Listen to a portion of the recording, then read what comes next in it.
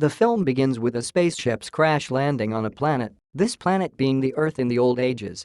The collision shocks the area's wildlife, and the ship ends up landing in the middle of a lake. Two humanoid figures in advanced spacesuits emerge from the impact. One of them helps his companion get out of the water, and as he passes out, he has brief flashbacks of the past. Upon awakening, the spaceman realizes that his companion has died of a severe chest wound. In the distance, he hears a robotic call, being a computer stranded in the lake. The man saves the machine and asks in an unknown language for information about the planet they landed on.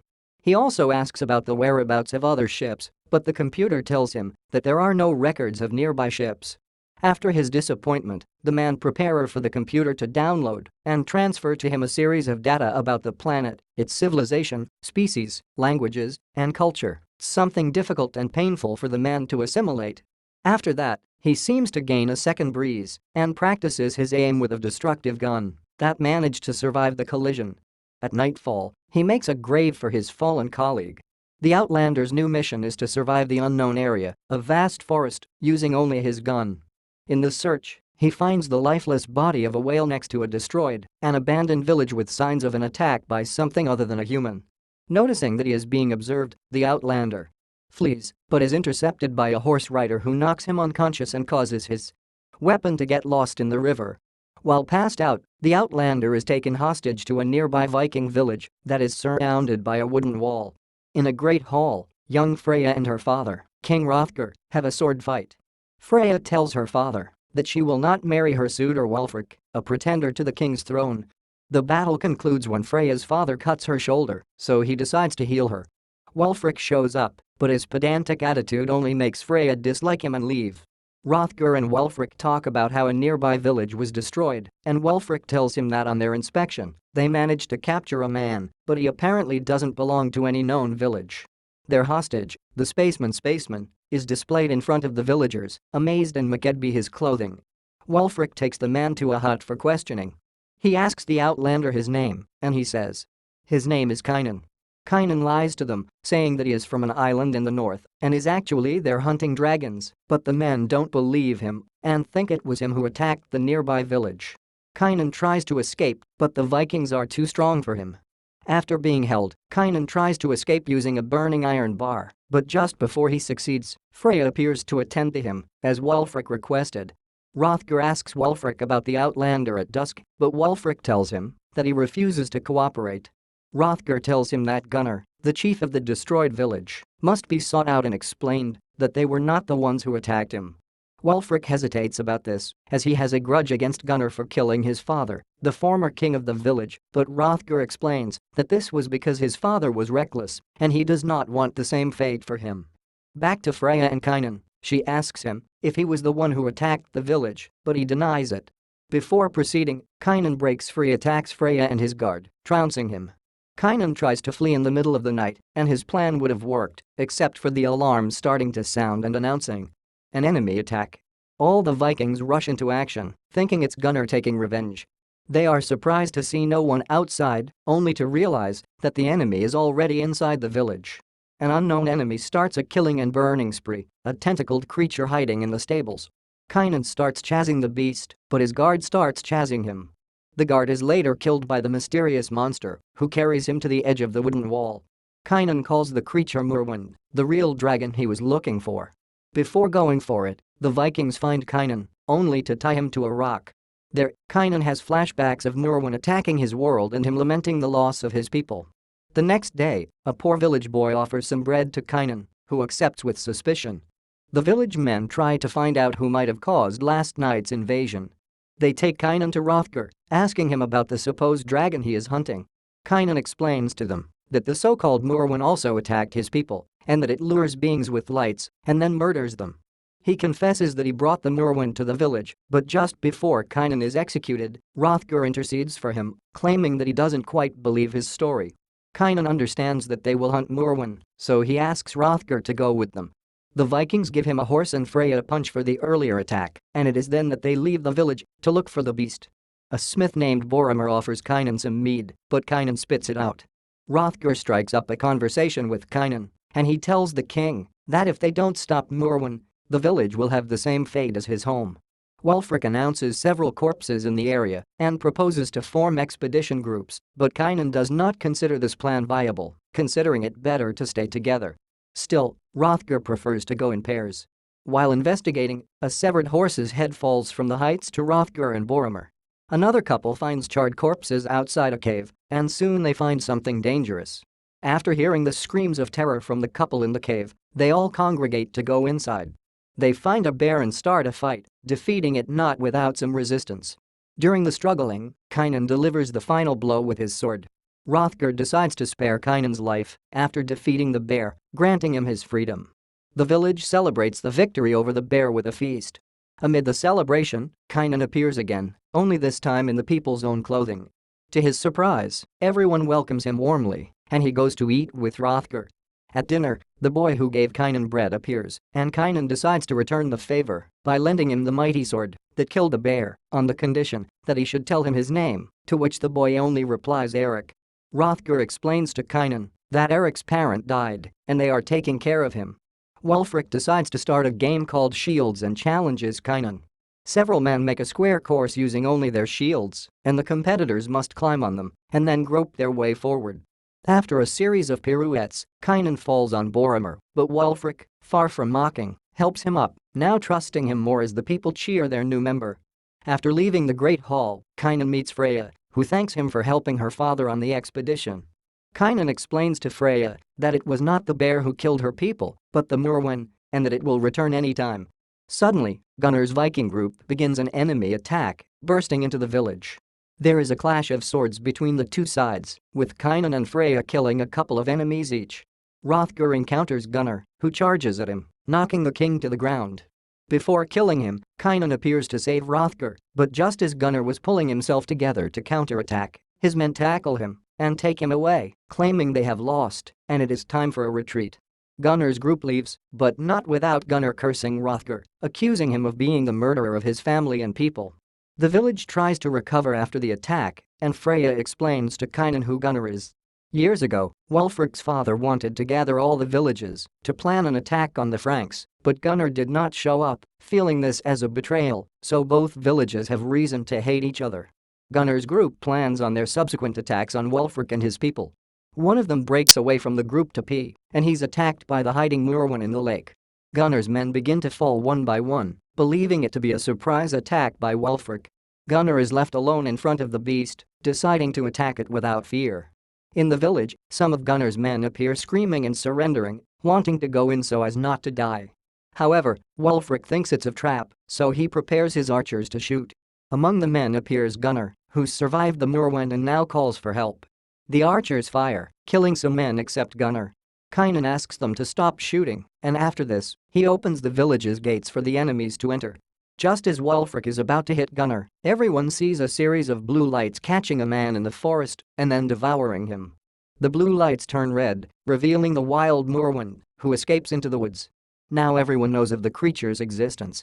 There's friction between Wulfric and Gunnar in the Great Hall, with the latter claiming that hitting Merwin was like hitting a stone wall. Kynan tells them that fighting the Merwin in open fields is impossible, so they must devise a trap. Wulfric doesn't trust the plan and says that Kynan isn't one of them, so they shouldn't listen to him. However, Kynan lashes out, saying that Wulfric is wrong just as he was about the supposed attacks by the bear and Gunnar. The two try to fight, but Hrothgar separates them. The king favors Kynan's plan and says that what he advises will be done. The next day they decide to build a trap at the village's entrance, and Kynan requests flammable materials for some reason. They dig a pit several meters deep, which they hide, as if it were just another hut. Inside, several poles are driven into the ground, filled with various oils. After everything is set, Hrothgar offers Kynan a position in the village, making him one of his own. Meanwhile, one of last night's victims wakes up surrounded by corpses, only to be finished off by Merwin. In Freya's hut, she and Kynan share a bowl of stew, and that's when Kynan has something to confess. His people, Kynan's society, are actually conquerors of worlds. Upon arriving in Merwin's territory, they wiped out its kind with bombs. The remaining Merwins were hunted down to have dominion over the place. Turns out that Kynan was part of a group of space colonizers, and in exchange for being able to eradicate the Moonwar's life, he and his family were given a place on the planet where they could reside. Sometime after the conquest, Kynan had to leave for a new mission, but there he learned that one of the Moonwars had survived and was hiding in the ship's ventilation, the same Moonwar that killed the remaining population. Kynan blames himself for that slip-up, but Freya tells him that he shouldn't be so hard on himself. Likewise, she gives him her family's sword to fight better. They all prepare for the trap, now with Gunnar's help. The warriors open the doors, and Wulfric and Kynan go outside, waiting for the beast to appear. They couldn't see much, and since nothing was happening, Kynan throws a torch into the forest, only to realize that the Moonwar is right in front of them. Out of nowhere, the village priest appears praying for the beast to leave, alleging it is a Lucifer's emissary. He's killed on the spot brutally, so Kynan and Wulfric start to run, passing the water trap and using the shields as a platform to escape to the other side. Still, Wulfric falls into the water next to the beast. To make matters worse, the warriors close the doors, leaving the two inside. Just before the archers unload their flaming arrows, Kynan offers Wulfric help by trying to hold him through an outside hatch and manages to rescue him in time to avoid the explosion. While everyone is surprised by the explosion, a new smaller Moonwar appears from behind, in the area where the women are hiding. To protect everyone, Freya decides to attack. Her father comes to the rescue, but a brief struggle against the beast leaves him helpless. As if that weren't enough, the first Moonwar reappears from the fire, angrier than ever. Wulfric and Kynan decide to attack together, but they are no match for the monster. Gunnar chooses to help, but he's decapitated in a flash by the first Moonwar, who then flees. Eric appears to tell Kynan that there is a second Moonwar, so they run to help Freya. Unfortunately, she is found holding her father's lifeless body, who perished in the battle. The whole village leaves the following day, fearing another attack. Eric tells Kynan that he wants to stay with him in the village, but Kynan tells him that the place is no longer safe, so he has to leave with the others on the boats. He promises the boy that they will see each other again and then say goodbye. Kynan meets Wulfric, although the latter is depressed by the outcome, to the point where he does not feel worthy of the reign. Kynan tells him that they must fight the monster together. They both enlist a small group of men to go down the common well. Although the idea is crazy, it's the only way to find the Moonwar's hideout. Kynan asks Boromir for new weapons, this time with more substantial materials that he will bring. Kynan goes with Freya and Wulfric to the lake, where his ship crashed to recover some materials by diving down. While he manages to bring some things up, Kynan is surprised by a Moonwar under the lake. When he gets to the surface, he sees that the boat they were in was destroyed, only finding Wulfric, but with no trace of Freya. Boromir manages to forge a new sword, larger and stronger than any other. Already prepared, Kynan goes down the well until he finds a subway grotto. He waits for the others, and they begin to advance. Freya wakes up terrified, finding herself in the monster's nest of corpses. As she tries to flee, one of the beasts finds her. Before attacking, the beast detects intruders, so it abandons Freya to go after them. Kynan's group ends up in a cave with access to a lava floor. Soon they are attacked, managing to find the Moonwar's lair and wounding the smallest specimen, but with heavy casualties, including Boromir's death. Freya manages to get up, and they call out to each other. Just before entering a dark place, Freya detects danger, and the wounded Moonwar appears, unable to see her, and now helped only by sound. When they find each other, both the men and Freya make enough sound for the beast to attack, and Freya barely has enough time to dodge the smash. To get to her friends, Freya has to pass through a hold, but it is too small for her, so with no other choice, and in a desperate act, they give the sword to Freya, who kills the monster on the spot. They get together, but far from having a warm reunion, they all look horrified at the amount of corpses in the cave. When they heard that something was approaching, they leave, and the last Moonwar sees its son's corpse, going berserker against the warriors. They all reach the end of a waterfall on a mountain next to a cliff. They try to escape, but the walls are too slippery to climb. Still, they try to do it, but Freya falls to be rescued by Kynan. Meanwhile, Wulfric is attacked by the older Moonwar, and in a desperate act, he manages to wound him in the face. Freya remains stable, but the Moonwar throws Wulfric's corpse towards Kynan, leaving him alone in the fight. He re-enters the cave with his sword and manages to cut a tentacle of the beast, although he doesn't hit it directly. Following the trail of blood, Kynan stumbles throughout, and just before being attacked by the beast behind his back, Freya appears attacking the beast, giving Kynan the perfect moment to lunge. However, the beast manages to drag him to the edge of the cliff, and while Freya holds Kynan, he is pinned down by the Moonwar. After struggling, Kynan gets his sword and cuts off the beast's hand, so it falls into the void.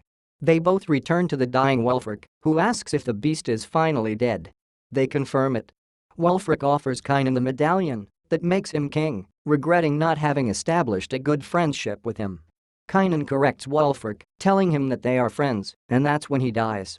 Kynan and Freya climb up the cliff, finding Eric and the rest of the village in the boats down in the distance. The two share a kiss, but despite everything, Kynan says goodbye to Freya, telling her he has something else to do. She worries because she knows Kynan may never return. He actually goes back to his ship's wreckage, revealing that his wife was in suspended animation during the trip and that after the crash, her capsule ruptured, killing her. Kynan says goodbye and returns to his computer, which signals his comrades to pass by looking for him. Freya watches from the bushes as Kynan destroys the computer, leaving his only chance to return home. In the epilogue, Freya narrates how Wulfric and Hrothgar are buried, giving the highest Viking honors for their worthiness to them and that Kynan, once a stranger to the people, became their new king, with Freya becoming his new wife and Eric, his adopted son.